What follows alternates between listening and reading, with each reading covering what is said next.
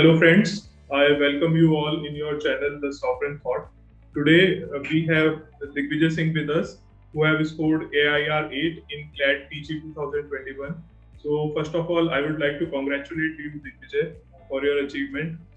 So, Thank you, Pratik. Thank you so much. And thank you for inviting me on this platform to share my experience, share my insights. Digvijay, can you share your strategy for your preparation and for your preparation of your CLAT exam with our viewers and students? So Pratik, basically, yeah, I started with my preparation for CLAT in the month of January. Okay. And firstly, I analyzed past year papers. क्योंकि basic principle यही होना चाहिए for every exam that you should first analyze past year papers. So I've gone through. Most importantly was the CLAT 2020 paper because the pattern got changed.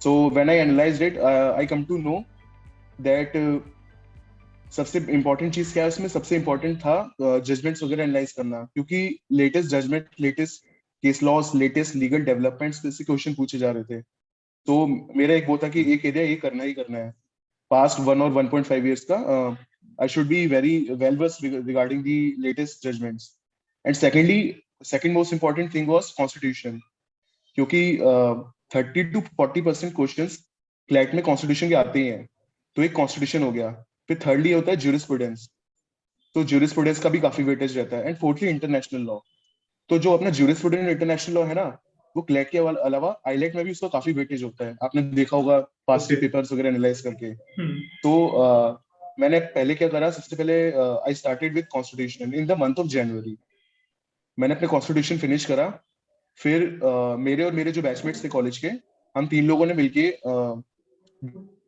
Yearly digest आती है उसमें सारे 100 important judgments होते हैं for the past year तो हमने उसको divide कर लिया 4 मंथ्स की हम तीनों लोग करेंगे हम तीनों ने उसको समराइज करा 4 मंथ्स के जजमेंट को अपनी खुद की लैंग्वेज में और बेसिकली क्लैट के अकॉर्डिंग कि हमने उसमें रेशियो डाला कि बेंच क्या थी कि बेंच डाली क्योंकि कभी कभार क्लैट में ये भी पूछ लिया जाता है कि इस केस में बेंच क्या थी कितने जजेस की बेंच थी या बेंच को हेड कौन कर रहा था तो ये पूछा जाता है ये हमने करा और साथ में साथ क्लैट में बेसिकली ये भी पूछा जाता है जो पैराग्राफ देते हैं ना वो लोग क्वेश्चन उससे कम पूछे जाते हैं उससे रिलेटेड जो भी चीजें होती है ना उससे ज्यादा पूछे जाते हैं तो जो भी कैंडिडेट्स हैं क्लैट 2022 के उनको उस जजमेंट के पढ़ने के अलावा उस जजमेंट में जो भी अथॉरिटी साइट की गई हैं जो भी केस लॉ साइट किए गए हैं वो भी साथ के साथ पढ़ने साथ के साथ जॉट डाउन करने हैं सो मेरा मेन फोकस था लाइव लॉ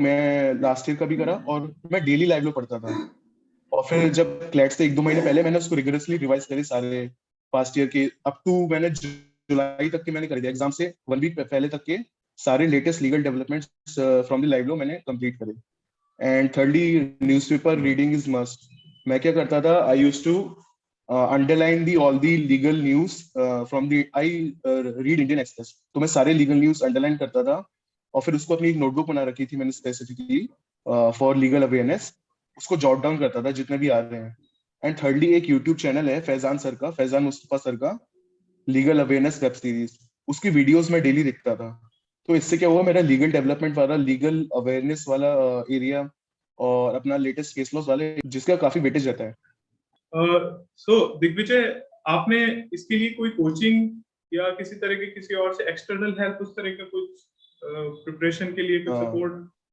आपने नो प्रतीक कोचिंग मैंने ज्वाइन नहीं करी क्योंकि क्लैट का सिलेबस क्या होता है अपना बेसिक लॉज होते हैं constitutional IPC contract international law jurisprudence जो अपन ने ऑलरेडी ग्रेजुएशन में पढ़े हुए हैं और इन सब सब्जेक्ट्स के पास ऑलरेडी नोट्स या बुक्स होती हैं तो कोचिंग वाले आपको क्या देंगे आपको वही उसकी चीज के दूसरे नोट्स दे देंगे तो इससे अच्छा मैं अपने जो मेरे नोट्स थे पुराने या जो मेरी बुक्स थी जिसमें ऑलरेडी मैं पढ़ चुका हूँ तो वो इजिली रहता है अपन को उसको याद करना जो अपन ऑलरेडी पहले तो मैंने वही रेफर किया मैंने कोचिंग वगैरह नहीं ली क्लैट के लिए और आपने इसके अलावा कोई मॉक टेस्ट या किसी और तरीके के जो क्वेश्चंस हैं क्वेश्चन बैंक बेसिकली आपने कहाँ से रेफर किया क्लैट के लिए क्लैट के लिए मैंने एक टेस्ट सीरीज ली थी लेकिन उसके ज्यादा 1-2 मौके दे पाया था क्योंकि टाइम इतना बचा नहीं था लास्ट में बट मैंने पास्ट ईयर के जितने ना पास्ट ईयर के 4-5 साल के क्लैट के पेपर मैंने लगा लिए एग्जाम से पहले बेसिकली क्योंकि करने के लिए किस टाइप के क्वेश्चंस पूछे जाते हैं ये डिड्यूस करने के लिए।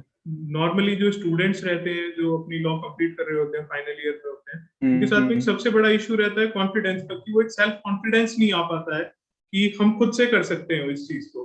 तो वो ज्यादातर प्रेफर करते हैं हमें कोचिंग गाइडेंस या उस तरीके से कोई एक्सटर्नल सपोर्ट के लिए वो जाते हैं, तो खुद से कॉन्फिडेंस नहीं आ पाता। तो आपके पास वो कॉन्फिडेंस किस तरीके से आपने, मतलब उसके लिए क्या बताना चाहेंगे आप हमारे व्यूअर्स को या जो स्टूडेंट्स आगे अपीयर होना चाहते हैं उन लोगों को, कि वो किस तरीके से आपने उस चीज को बना करके रखा अपने कॉन्फिडेंस को? या मैंने कॉन्फिडेंस ऐसे बना के रखा कि जो भी चीज क्लैट में पूछी जानी है वो अपन ने कभी ना कभी पहले पढ़ चुके हैं वो सब्जेक्ट्स। तो मेरे को ये लगा कि कोचिंग से पढ़ने से अच्छा कि अपन वहां पे अगर 2-3 घंटे के लेक्चर में अपना डिवोट करेंगे, इससे अच्छा जितना अपन 2-3 घंटे में खुद से पढ़ पाएंगे वो ज्यादा सही रहेगा। तो मैं सेल्फ स्टडी पे ज्यादा बिलीव करता हूँ एग्जाम पॉइंट ऑफ व्यू से। अच्छा, जैसे बिकॉज आपने कोचिंग बता वाले हाँ हाँ जैसे आपने बताया कि जो आपने ग्रुप स्टडी पर भी फोकस किया है, आपने आपके हाँ ग्रुप फ्रेंड्स स्टडी। लेके डिस्ट्रीब्यूट करके, हम्म तो ग्रुप हम्म स्टडी में मतलब किस तरीके से आपने किया उसको थोड़ा सा और बताएंगे? कि एक तो जजमेंट वाला पार्ट आपने बताया है, उसको आपने डिस्ट्रीब्यूट कर हम्म लिया है, और इसके अलावा और किस तरीके से आपने ग्रुप स्टडी ने किस तरीके से हेल्प की है आपकी? नहीं, ग्रुप स्टडी के लिए सिर्फ हमने जजमेंट वगैरह के लिए करा था कि Okay. 3-4 मंथ्स का एक एक बच्चा करेगा, 3-4 मंथ्स का दूसरा करेगा। क्योंकि जो अपने जो जनरल लॉज होते हैं कॉन्स्टिट्यूशन वगैरह तो ग्रुप स्टडी में नहीं हो सकते, वो तो सेल्फ स्टडी से ही होंगे। बट केस लॉज वगैरह तो अपन डिवाइड कर सकते हैं कि कोई दूसरा समराइज कर दे, तो उस अकॉर्डिंग अपन पढ़ सकते हैं। तो बस वो case law legal developments related ही ग्रुप स्टडी थी हमारी। ओके, बेसिकली डिस्कशंस हम्म, आपके रहते थे उससे रिलेटेड, जो केस लॉ से रिलेटेड हाँ डिस्कशंस डिस्कशंस। हुआ कर? हम्म। ठीक है, और कोई टिप्स आप देना चाहेंगे दिग्विजय हमारे व्यूअर्स को, या जो स्टूडेंट्स अभी अपीयर होने वाले हैं 2022 क्लैट पीजी में? टिप्स टिप्स ये रहेंगी बस कि जितने भी जो बेसिक सब्जेक्ट्स है ना, first of all you should analyse past year papers. सबसे मोस्ट इंपॉर्टेंट थिंग ये है। आपको पहले जितने भी दिन आपको लगे पिछले 3-4 साल के past year paper you should analyse, and most importantly past 2 years के क्लैट 2020 के और 2021 के, क्योंकि पैटर्न चेंज हुआ है। तो उसके बाद आपको पता चलेगा कि आपको कौन से सब्जेक्ट्स पे ज्यादा फोकस करना है। सो फर्स्ट ऑफ ऑल आपको जैसे कॉन्स्टिट्यूशन करना पड़ेगा, जूरिस्प्रूडेंस करना पड़ेगा, इंटरनेशनल लॉ करना पड़ेगा, आईपीसी करना पड़ेगा। ये 4-5 सब्जेक्ट्स जो बहुत मेजर होते हैं क्लैट पॉइंट ऑफ व्यू के और आईलेट पॉइंट ऑफ व्यू के भी। तो आपको ये करने पड़ेंगे। साथ के साथ आपको लीगल डेवलपमेंट से अवेयर होना पड़ेगा कि सुप्रीम कोर्ट में क्या क्या क्या केसेस चल रहे हैं, उनकी क्या क्या रेशियो आ रहा है। लाइव लॉ आपको फोकस करना पड़ेगा वेरी रिगरसली। लाइव लॉ के अलावा बार एंड बेंच भी देख सकते हैं, और न्यूज़पेपर पे भी लीगल लीगल डेवलपमेंट्स आपको रोज पढ़ने पड़ेंगे।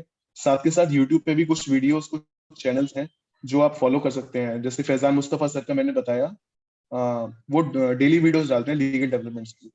तो मेरा मेन फोकस लीगल डेवलपमेंट्स ही रहता था। साथ के साथ मैं अपने सब्जेक्ट चलाता रहता था। जैसे कॉन्स्टिट्यूशन कर लिया, ये हो गया, तो आईपीसी कर लिया, फिर इंटरनेशनल लॉ कर लिया। तो दोनों चीजें साथ साथ, जैसे मैं टाइम डिवाइड कर रहा था कि 2 घंटे ये करना है तो 2-3 घंटे वो करना है। तो जिससे साथ साथ दोनों एरियाज अपने क्लैट के कवर होते रहे साथ साथ। और फिर बस इतना ही था मेरा अच्छा स्ट्रेटेजी। दिग्विजय, एक चीज और रहती है कि जैसे हम क्लैट का जो पैटर्न देखते हैं, वो जो एआई लेट का हमारा पैटर्न है उससे थोड़ा सा डिफरेंट रहता है। कि एआई लेट में डायरेक्ट क्वेश्चंस पर वो फोकस रहता है, और जो हमारे पास में क्लैट का रहता है उसमें जजमेंट बेस्ड रहता है। तो दोनों के लिए क्या किसी तरह की सेपरेट स्ट्रेटेजी की जरूरत है, या फिर सेम स्ट्रेटेजी दोनों एग्जाम्स के लिए सफिशिएंट है? देखिए, क्लैट का थोड़ा डिफरेंट रहता है आईलेट से। क्लैट में थोड़े इतने डायरेक्ट क्वेश्चन नहीं पूछे जाते as compare to AILET. AILET में थोड़े जुडिशरी पर्सपेक्टिव के टाइप के क्वेश्चन पूछे जाते हैं, मतलब कि आपको डायरेक्ट एक लाइन का क्वेश्चन होगा, उसके ऑप्शंस दिए होंगे। तो मैं समझता हूँ कि उसके लिए आप कोई बुक ले सकते हैं यूनिवर्सल वगैरह की, जो क्लैट और आईलेट की गाइड वगैरह आती है। उससे आप एमसीक्यूज वगैरह सॉल्व करेंगे तो आपको पता चलेगा कि आपकी प्रिपरेशन कैसी है और आप क्वेश्चन सॉल्व कर पा रहे हैं या नहीं। उसके अलावा क्लैट में क्या रहता है, इंटरनेशनल ज्यूरिस्प्रूडेंस का काफी वेटेज होता है। और ये दोनों सब्जेक्ट्स ही ना ग्रेजुएशन में भी कोई फोकस ज्यादा नहीं करता, ज्यूरिस्प्रूडेंस से सब लोग डरते हैं। तो ये दोनों सब्जेक्ट्स करने ही पड़ेंगे। कोई भी बेसिक सी बुक ले लो, 10 दिन में एक सब्जेक्ट हो जाएगा आराम से, ज्यूरिस्प्रूडेंस और इंटरनेशनल लॉ। ये आईलेट का थोड़ा डिफरेंट रहता है area. Thank you Digvijay, thank you for your time. Thank you so much Prateek. And thank you Prateek.